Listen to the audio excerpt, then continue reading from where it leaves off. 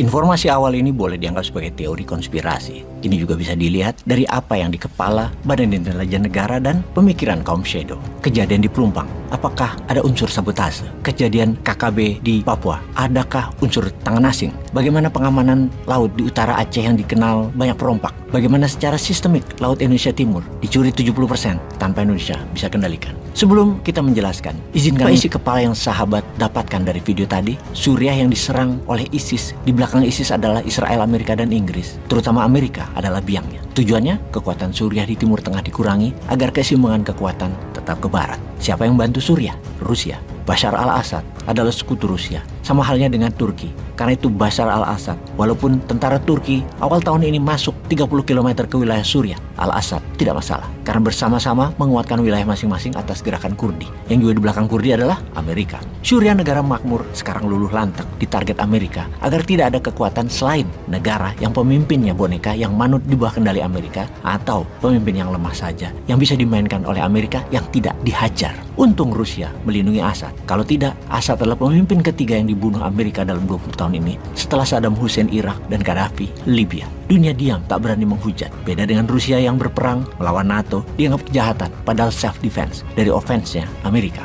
Lalu kita ke pipa Nord Stream. 6 bulan yang lalu kita semua tahu ada ledakan di pipa gas Nord Stream 1 dan 2. Dan kita sudah pastikan itu adalah Amerika karena tidak banyak pasukan atau tentara yang bisa melakukan serangan bom di ledakan di bawah laut seperti di posisi Laut Baltik yang dingin, dalam, dan tidak terdeteksi oleh negara seperti Swedia, Denmark, Jerman, Finland, Latvia, Lituania. Pipa Nord Stream adalah 2 jalur pipa sepanjang masing-masing 750 mile atau sekitar 1.100 km panjangnya dari Rusia ke Jerman melewati Laut Baltik. Kenapa penting kita bahasnya? Karena sebagai negara berdaulat, Indonesia harus mengambil sikap yang tepat dan bisa memanfaatkan keadaan agar Indonesia menjadi negara superpower, menjadi pemain global. Nord Stream 1 adalah gas penting yang menghidupi 60% energi listrik di Jerman dan 30% negara Eropa Barat lainnya. Nord Stream 2 di tahun 2021 baru beroperasi, belum penuh ketika Rusia menginvasi Ukraina. Dan di bulan September 2022, 2 bom meledakkan pipa tersebut. Siapapun yang meledakkan pipa tersebut, ini bukan hanya sabotase terorisme, namun ini adalah tindakan perang terhadap Rusia dan perang terhadap rakyat Jerman.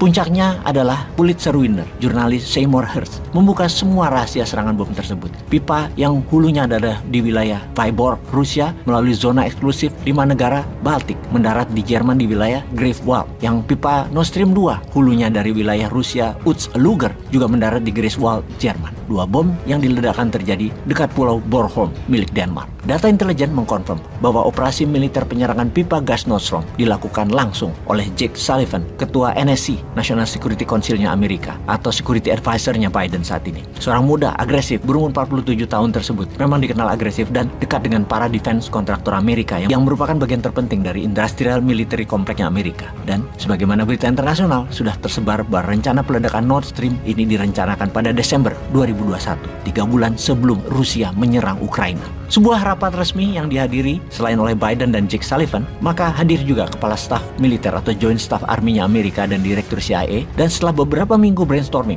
maka para penyelam dari US Navy, dari Salvage Center di Panama City, Panama, yang dipilih tangan langsung oleh petinggi militer dan CIA untuk mengeksekusi tugas tersebut. Hal ini dilakukan agar tidak ada kebocoran sampai operasi sabotase ini selesai, setidaknya, atau selamanya tidak ada yang bocor. Highly secretive mission. Latihan langsung dilakukan di Laut Baltik karena operasi ini menjadi multinational effort di mana 3 negara membantu, yaitu Norwegia, Swedia, dan Denmark. Kenapa Norwegia? Negara penghasil gas besar Eropa tersebut, member awal NATO, memiliki pelaut handal, terutama Navy, pasukan bawah lautnya. Norwegia lah yang membantu menentukan di mana spot pemboman yang tepat yang tidak terdeteksi oleh pengawas lautnya Rusia. Lalu Angkatan Laut Amerika yang meledakkan bom tersebut setelah puluhan kali drill latihan atau Baltops 22 di wilayah Baltik yang merupakan latihan menyelam multinational drill. Semua itu akhirnya dieksekusi pada tanggal 6 September 2022 kemarin. Ketika bom meledak di Nord Stream 1 dan 2, Amerika melakukan selebrasi seperti Mario yang menendang kepala David dengan sadis padahal korban sudah lunglai tergeletak. Amerika mengatakan melalui Menteri Luar Negerinya,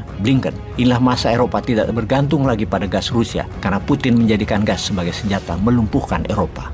Amerika emang tolol. Lupa bahwa bom yang diledakkan malah merugikan Eropa Barat, khususnya Jerman, rakyat Jerman. Inilah tindakan yang bisa membuat perang panjang di Eropa yang memang maunya Amerika agar bisa jual senjata dan wilayahnya jauh dari daratan Amerika. Agar Amerika tetap menjajah Eropa, seperti halnya Timur Tengah, seperti halnya Asia, seperti halnya Afrika, dicengkram Amerika terus. Pertanyaan berikutnya, apakah Putin akan menekan tombol nuklirnya yang pelumpang? Bagaimana komentar sahabat?